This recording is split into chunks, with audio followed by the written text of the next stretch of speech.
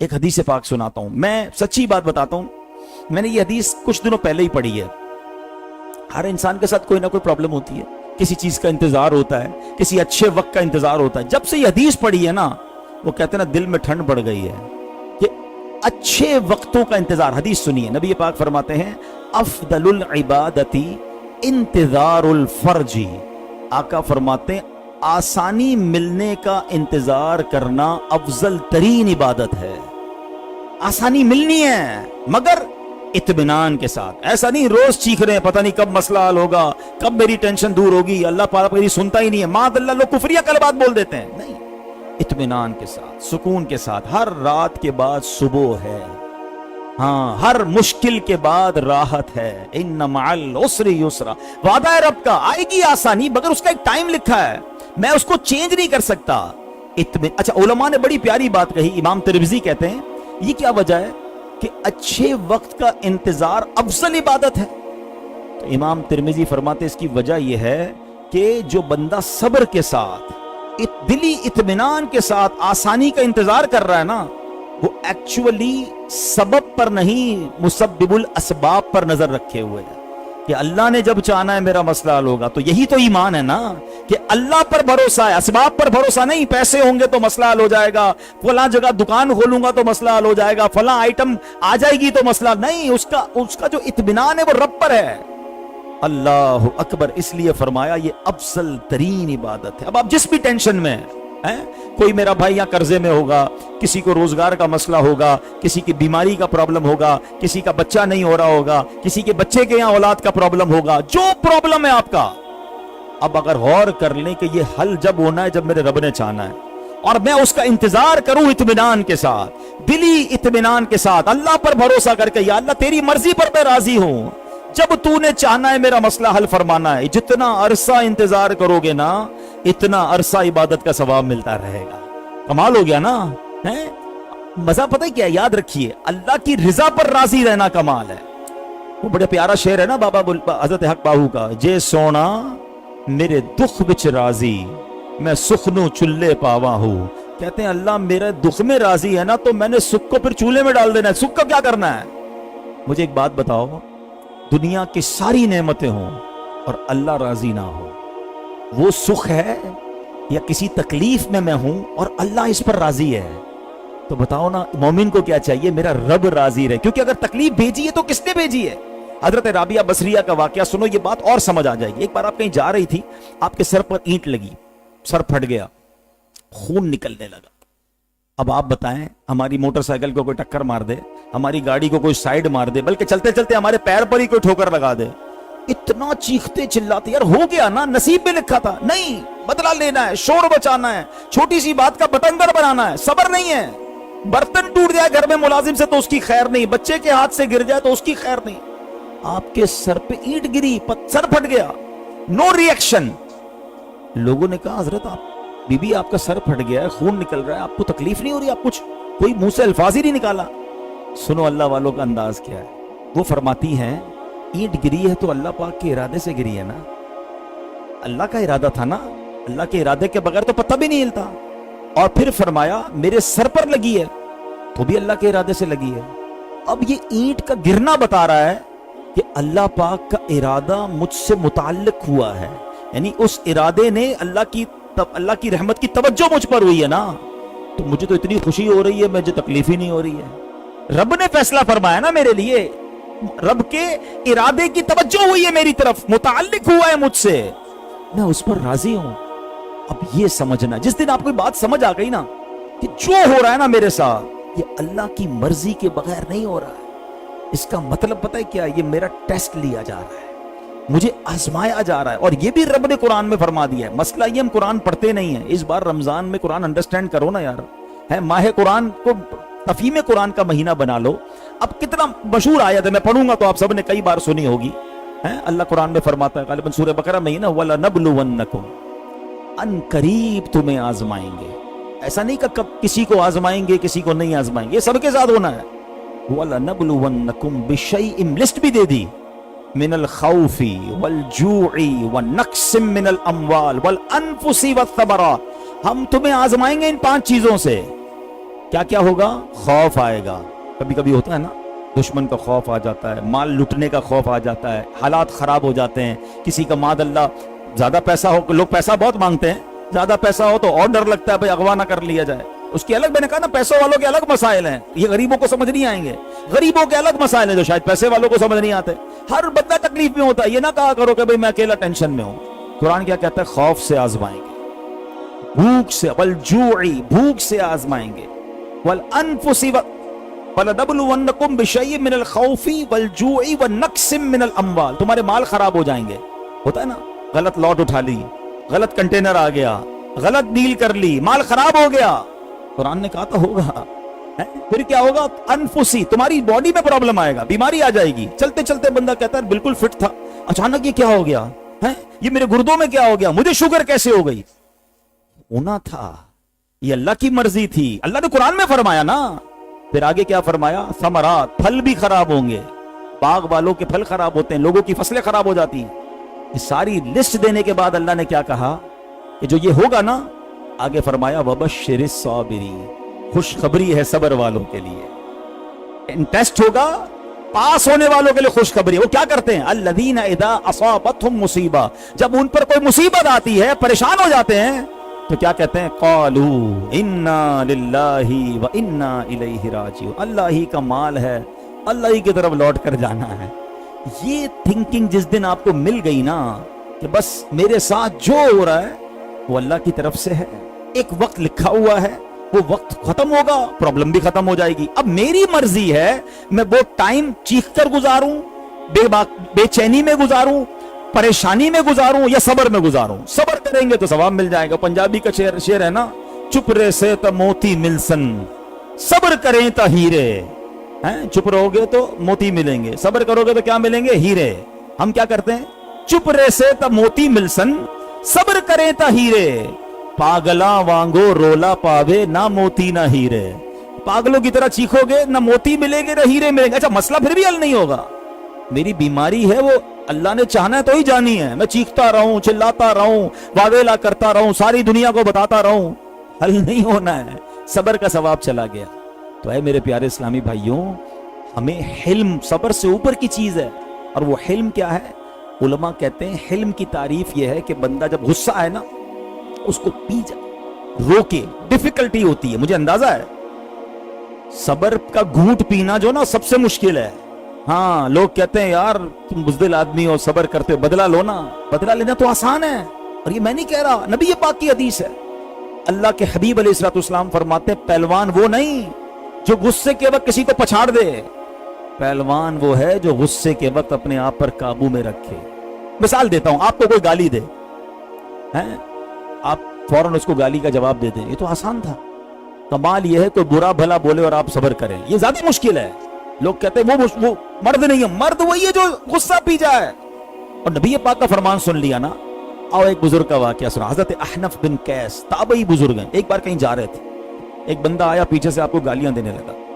گالیاں, وہ ایک بندہ دیکھ رہا ہے, اتنے بڑے بزرگ جا رہے ہیں, پیچھے ایک بندہ گالیاں دے رہا ہے. انہوں نے مڑ کے بھی نہیں دیکھا, چلتے رہے, گالیاں دیتا رہا, چلتے رہے, گالیاں دیتا رہا, چلتے رہے. تھوڑا آگے جا کے وہ بزرگ رک گئے, پیچھے مڑ کے کہتے ہیں بھائی دیکھو, اور بھی کچھ کہنا ہے تو کہہ لو, آگے میرا محلہ آ رہا ہے, ادھر میرے چاہنے والے ہیں, ان کے سامنے گالیاں دو گے نا تمہیں تکلیف ہو جائے گی. وہ اتنا شرمندہ ہوا کہ وہ واپس چلا گیا. ایسا جگرا ہوتا تھا اللہ والوں کا. ہمیں کوئی گالی تو دے, ہم کہتے ہیں میں بتاتا ہوں کون ہوں, اس سے زیادہ گالیاں ہم دے رہے ہوتے ہیں. بندہ حیران ہو جائے کہ یہ کیا ہو گیا اس کو. بھائی جان, اخلاق کا تو ٹیسٹ ہی جب ہوگا نا, جب آپ کے مزاج کے خلاف کوئی بات کرے اور آپ اس کو پراپر اچھا ریپلائی دیں. آج کل ایک جملہ بڑا مشہور ہے نا, ہم شریف کے ساتھ شریف ہیں, بدماش کے ساتھ بدماش. بھائی یہ کون سا بٹن لگا ہوا ہے آپ کے اندر کہ بدماش سامنے آتا ہے آپ بھی بدماش بن جاتے ہیں؟ نہیں, شریف وہ ہوتا ہے جو شریف کے ساتھ بھی شریف ہے, بدماش کے ساتھ بھی شریف ہے. جب بھی تو شرافت آگے بڑھے گی نا. ہم اچھا نعتیں سب کو یاد ہوں گی. سلام اس پر کہ جس نے گالیاں سن کر دعائیں دی, سلام اس پر کہ جس نے خون کے پیاسوں کو قبائیں دی. مگر کبھی ہم نے گالیاں سن کر دعائیں دی؟ ہم تو مطلب بدلہ لینے نکل پڑتے ہیں. نہیں, بلکہ ایسے ایسے لوگ ہیں, معاف کرنا تو دور کی بات, وہ انتظار میں بیٹھے ہیں, بس یار اس کے بچے کی شادی آئے, پھر اس کے ساتھ ایسا کروں گا, اس کو بدلا لوں گا. اس کا کوئی, ہماری میمنی میں کہتے ہیں ٹانا ہے اس کا کوئی ایونٹ آ جائے, بس پھر اس کا ایونٹ خراب کروں گا, جا کے اس کو ذلیل کروں گا سب کے سامنے. انتظار کر کے بیٹھے بدلے کا. اور اللہ سے کیا دعا مانگتے ہیں؟ ابھی آئے گی نا رمضان, سب دعا کریں گے, اللہم انکا عفو کریم تحب العفو فاعف عنی. اے اللہ تو معاف کرنے والا ہے, معافی کو پسند کرتا ہے, مجھے بھی معاف کر دے. بڑی پیاری دعا ہے. مگر اپنے دل سے پوچھو, اللہ سے کہہ رہے ہو اللہ مجھے معاف کر دے, سارے گناہ معاف کر دے. آپ نے بندوں کو معاف کر دیا ہے؟ نہیں, میں تو نہیں چھوڑوں گا, میں تو انتظار میں بیٹھا ہوں. یہ کیسی معافی ہے یار؟ مزہ یہ ہے کہ میں بندوں کو معاف کروں اور پھر اللہ سے کہوں یا اللہ تو بھی معاف کر. تو اس رمضان میں معافی, درگزر, حلم اللہ کی سنت ہے. آپ کو پتا ہے اللہ کی سنت کیسے ہے؟ بڑی پیاری بات. پہلے تو قرآن کی آیت سن لو. اللہ کریم قرآن مجید میں کیا ارشاد فرماتا ہے؟ رب عز و جل فرماتا ہے وَرَبُّكَ الْغَفُورُ ذُو الرَّحْمَةِ لَوْ يُؤَاخِذُهُمْ بِمَا كَسَبُوا لَعَجَّلَ لَهُمُ الْعَذَابَ. آسان ترجمہ قرآن کنز العرفان, تمہارا رب بڑا بخشنے والا, رحمت والا ہے. اگر وہ لوگوں کو ان کے اعمال کی بنا پر پکڑ لیتا تو جلد ان پر عذاب دیتا. اللہ کتنا حلم والا ہے. ہم گناہ کرتے ہیں, وہ ہوا نہیں روکتا ہے.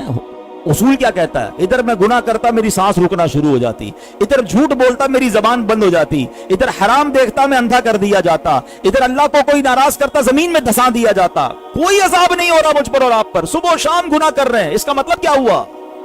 اللہ ڈھیل دے رہا ہے, اللہ موقع دے رہا ہے. وہ حلیم ہے. اور کمال حلم دیکھو, ساری زندگی کوئی گناہ کرے, ایک سچی توبہ کر لے, اللہ سارے گناہ معاف فرما دیتا ہے. اچھا سبحان اللہ, کیسا مزہ آیا نا سن کر. اللہ سارے گناہ معاف کر دیتا ہے. ہم کیوں نہیں معاف کرتے؟ ہم بیوی کو معاف نہیں کرتے, ہم ملازم کو معاف نہیں کرتے, ہم رشتہ دار کو معاف نہیں کرتے. یہ سوچنا ایک بات ہے. آج ماہ رمضان میں جہاں بہت ساری عادتیں بہتر کرنی ہیں, اس بار حلیم بننے کی کوشش کرو. یہ اللہ کو بڑا پسند ہے. غصہ پینے والا. اور حلیم کون ہوتا ہے؟ کہ اس کو اتنی عادت ہو جائے غصہ پینے کی, یا تو غصہ ہی نہ آئے, یا غصہ آئے تو زور نہ لگانا پڑے غصے کو روکنے کو, عادتاً ہی بندہ برداشت کر جائے. یہ بڑی سعادت کی بات ہے جو حلیم بن جائے, جس کی طبیعت پہ حلم آ جائے. نبی پاک حلیم, تمام انبیاء حلیم, حلم والے, اور خود رب عز و جل حلم والا. وہ حلیم ہے, اس کا ایک نام ہے, صفتی نام ہے حلیم. ہم کب بنیں گے ایسے؟ تو پلیز اس رمضان میں لڑائی جھگڑا مت کرنا. یہ رمضان بڑی برکت والا مہینہ ہے. میں آخری بات کرنا چاہتا ہوں. رمضان کی برکتیں امام صاحب اور ماشاءاللہ مبلغین علماء بیان کرتے بچپن سے سن رہے ہیں. نفل کا ثواب فرض کے برابر, فرض کا ثواب 70 گنا, روزانہ افطار کے وقت 10 لاکھ بخشے جاتے ہیں, رمضان کی راتوں میں دعائیں قبول ہوتی ہیں, رمضان کا جمعہ کا دن آ جائے تو ہر گھڑی 10 لاکھ بخشے جاتے ہیں. کمال ہی کمال ہے نا. اللہ نے اتنا بڑا احسان کیا. بس اللہ سے دعا کرو کہ اللہ رمضان خیر سے مل جائے. ہاں رمضان سے پہلے بھی تو جا سکتے ہیں نا دنیا سے. بڑی پیاری دعا اسی لیے بار بار ہم کر رہے ہیں کہ اللہم بلغنا رمضان بالصحت وعافیہ. اللہ رمضان سے ملا دے, اور ایسا ملائیو مالک کے صحت بھی ہو, عافیت بھی ہو, پورے روزے رکھ سکیں, پوری تراویح پڑھ سکیں. لاٹری نکلنے والی ہے ہماری انشاءاللہ, رحمتوں کے دروازے کھل جائیں گے. سب سے بڑا دشمن شیطان, اسی کو بند کر دیا جائے گا. مگر جو میں جس پوائنٹ کی طرف لانا چاہ رہا ہوں, بلیسنگز آف رمضان, برکت رمضان کی میں ساری رات بیان کروں تو بیان ختم نہیں ہوگا. مگر ایک چیز بھول جاتے ہیں ہم, جس کو فوکس کرنا بڑا ضروری ہے. پہلے کہ اللہ کی رحمت کا اور اس کی قدرت کا قانون سمجھ لو. جب بھی کسی دن یعنی وقت, کوئی بھی وقت مقدس ہوگا یا مقام مقدس ہوگا, اس وقت یا اس مقام میں اگر کوئی اللہ کی نافرمانی کی جائے گی نا, گناہ کیا جائے گا, اس کی پنشمنٹ بھی زیادہ ہوگی. اب اس کو آسان لفظوں میں سمجھاتا ہوں. ہم اگر ابھی کپڑا مارکیٹ میں ہوتے ہیں اور اللہ نہ کرے ہم میں سے کوئی بھائی گناہ کرے, بالکل گناہ ہے, مگر وہی گناہ مسجد میں آ کر کرے, زیادہ بڑا ہو جائے گا نا. یار اللہ کے گھر میں آ کے کیا کر رہے ہو یار, ادھر جھوٹ بول رہے ہو, ادھر ماد اللہ گانے باجے, ادھر فلمیں ڈرامے, لوگ مارنا شروع کر دیں گے. اللہ کے گھر میں آ کے کر رہے ہو, کیوں؟ باہر بھی تو کر رہا تھا بھائی, باہر الگ چیز تھی, مسجد میں آ گیا بھائی, توبہ کر. صحیح ہے نا, مقام بدلا, سیویریٹی بڑھ گئی, پنشمنٹ اور عذاب بڑھ گیا. مقدس مقام میں نہیں ہو سکتا یہ. مکے میں جا کر کوئی گناہ کرے, ایک نیکی 1 لاکھ نیکی کے برابر, ایک گناہ 1 لاکھ گناہ کے برابر. کیوں؟ بھائی اس کا مقام ہی ایسا, یعنی تم مکے عبادت کرنے دنیا آتی ہے اور تم ادھر آ کے گناہ کر رہے ہو حدود حرم میں. بات سمجھ آ رہی ہے؟ مفتی احمد یار خان نعیمی فرماتے ہیں جمعے کے دن مقام اتنا بڑا ہے جمعے کا, ایک نیکی 70 نیکیوں کے برابر, مگر جمعے کے دن ایک گناہ بھی 70 گناہ کے برابر. لوگ اس کو بھول جاتے ہیں, یعنی کسی بھی صورت پہ جمعہ کے دن آئے تو مجھے گناہ نہیں کرنا چاہیے یار, 70 ملٹیپلائی ہو جائے گا بھائی. اب آؤ رمضان. رمضان میں میری بخشش کا سامان کیسا کیا میرے مولا نے. سب سے پہلے تو شیطان ہی بند ہو گیا جو بہکاتا ہے, اب اجر بڑھا دیا, ثواب بڑھا دیا. روزہ دار سو رہا ہے پھر بھی اس کی نیکیاں چل رہی ہیں. بارے نیارے ہو گئے نا, لاٹری. عبادت کرو ملٹیپلائی ہو رہی ہے. اب رمضان میں کوئی گناہ کرے, ہاں یہ یاد رکھنا وہ بڑا خطرناک معاملہ ہے. حدیث پاک میں سناتا ہوں آپ کو, حدیث پاک کا جز ہے جو رمضان میں ایک گناہ کرے اس کے 1 سال کے اعمال برباد کر دیے جائیں گے. ہم یہ بھول رہے ہیں, ہم روزے رکھ رہے ہیں, تراویح بھی پڑھ لیتے ہوں گے, تلاوت بھی کر لیتے, مگر گناہ نہیں چھوڑ رہے. اس کو کیوں بھول رہے ہو آپ؟ یعنی مجھے اور آپ کو میرا ماننا یہ ہے زیادہ توجہ اس بات پر دینی ہے کہ گناہ نہ ہو. نیکیاں تو پھر بھی ہو جاتی ہیں, روزہ رکھ کون چھوڑتا ہے ماشاءاللہ ہم میں سے, وہ بدنصیب ہے جو روزے نہیں رکھتے, لیکن گناہ بھی نہیں چھوٹتے. ایک بار مولا علی شیر خدا نے ایک قبر والے کو دیکھا, اللہ کے ولی تھے, قبر میں نظر پڑتی تھی, آپ نے دیکھا عذاب ہو رہا ہے, اللہ سے عرض کیا مولا اس کو بخش دے. فرمایا اے علی اس کی سفارش نہ کریں. تو مولا کیا وجہ ہے؟ فرمایا اے علی یہ بندہ دن میں روزے رکھتا تھا, رات گناہوں سے باز نہیں آتا تھا. مجھے بتاؤ جو دن میں روزے رکھے رات گناہ سے نہ بچے, مولا علی سفارش کریں تو روک دیا جائے. وہ الگ بات ہے کہ اللہ پاک کی بارگاہ میں آپ نے بہت گریہ بازاری کی, اللہ نے اس کی بخشش کر دی, مگر اس کا کیا ہوگا جو روزے ہی نہیں رکھتا؟ اس کا کیا ہوگا جو روزے رکھ کر جھوٹ بھی بول رہا ہے؟ اصل میں ایک بات سمجھنی ہوگی, اگر آپ غور سے میری بات سمجھیں نا جو میں سمجھانا چاہ رہا ہوں. ہم سب نے سب سے پہلے یہ چیک کرنا ہوگا کہ کن کن گناہوں میں میری عادتیں ہیں جو مجھے بند کرنے, مجھے وہ سارے دروازے بند کرنے جہاں سے مجھ سے گناہ ہو جاتا ہے. I have to close all the doors. اور اس کے لیے غور تھوڑی دیر بیٹھنا پڑے گا. ایسا نہیں ہوگا, یہ بٹن نہیں ہے چاند دکھے گا تو جھوٹ کا بٹن بند ہو جائے گا, غیبت کا بند ہو جائے گا, بدنگاہی کا بند ہو جائے گا, حرام کا یہ بند کرنے پڑیں گے ورنہ چلتے رہیں گے. لوگ یہ سوال بھی کرتے ہیں یار گناہ کیسے ہو جاتا ہے, شیطان بند ہے. علماء نے بڑی پیاری مثال دی, سائیکل چلائی ہوگی آپ نے, سائیکل کے پیڈل مارتے رہو پھر چھوڑ دو پھر بھی سائیکل چلتی ہے. بولا 11 مہینے اتنے پیڈل مارے ہیں شیطان نے ہمارے اوپر اور ہم بھی چل رہے ہیں اس کے ساتھ کہ باقی مہینہ ہم خود ہی چلا لیتے ہیں. تو بھائی بند کر, بریک. اچھا پیڈل والی سائیکل کو ایک بار روک لو, اب پیڈل نہیں مارو گے تو نہیں چلے گی نا, بس یہی سمجھ لو فارمولا. ایک بار روک لو گناہ کو, بریک لگا دو, اب شیطان نہیں کروا سکے گا. ہم بریک ہی نہیں لگا رہے, جھوٹ بولی جا رہے ہیں, غیبت کری جا رہے ہیں, موبائل فون وہی ہاتھ میں ہے, اس کے اندر سارے پیجز بھی وہی ہیں, واٹس ایپ کے گروپ بھی وہی ہیں, فیس بک کی طرح سارے لائکس بھی وہی, جیسے کھولتے کوئی گانا آتا ہے, کوئی فلم آتی, کوئی بے حیائی. ہماری آنکھیں دیکھ رہی ہے رمضان میں گناہ. پلیز سمجھو اس بات کو, ساری کمائی ضائع ہو سکتی ہے, کروڑوں بخشے جائیں گے, کہیں میں نہ رہ جاؤں, اس گھبراہٹ میں رہنا ہے. ہاں ہر روز یہ دعا کرنی ہے اور اپنے آپ کو چیک کرتے رہیں. اب اس کا 2-3 طریقے بتا دیتا ہوں. پہلی چیز تو یہ ہے کہ آپ اپنے موبائل فون کو سوشل میڈیا سے فارغ کر دیں. 1 مہینہ نہیں دیکھو گے تو کچھ نہیں ہوگا, بس صرف اگر واٹس ایپ کی ضرورت ہے, بات چیت کرنی وہ کریں, باقی نہیں, کیونکہ مجھے پتا ہے میں نے کھولنا ہے تو کہیں اور چلے جانا ہے. یہ میرا گناہوں کا ایک دروازہ میں بند کر دوں. دوسرا آپ یہ غور کریں کہ یار دوستوں کی کچھ گیدرنگز ہیں, جب بھی جاتا ہوں وہاں کبھی غیبت ہو رہی ہوتی ہے, کبھی یار جھوٹ ہو جاتا ہے, کبھی کسی کی برائی بیان ہوتی ہے, ان گیدرنگز کو چھوڑ دیں. آپ کو دوست بلائیں گے, آپ کہیں یار میں ادھر جاؤں گا نا گناہ سے نہیں بچ سکوں گا, ایک گناہ 1 سال کے اعمال لے جائے گا. اب آپ بولے پھر کروں گا کیا رمضان, بہت ساری چیزیں کرنے والی. ہم نے تو رمضان کو فوڈ فیسٹیول بنایا نا, آج سحری کدھر کرنی ہے, آج افطاری کدھر کرنی ہے, ہاں بھائی آج کدھر کھانا ہے. ارے بھائی کھانا کے علاوہ بھی کوئی کام ہے کہ نہیں ہے؟ یہ کیوں دوست بات نہیں کرتے, آج تراویح کہاں پڑھنی ہے, آج تلاوت کہاں کرنی ہے, آج تہجد کہاں پڑھنی ہے, آج قرآن بیٹھ کے کہاں سننا ہے. Nobody talk about it. قرآن کو عبادت کے لیے یوز, رمضان کو عبادت کے لیے یوز کریں. آپ کو لگتا ہے یار میں رات جاگتا ہوں تو گناہوں سے نہیں بچ پاتا, اب سو جائے رات کو, لیکن گناہ سے بچنا ہے.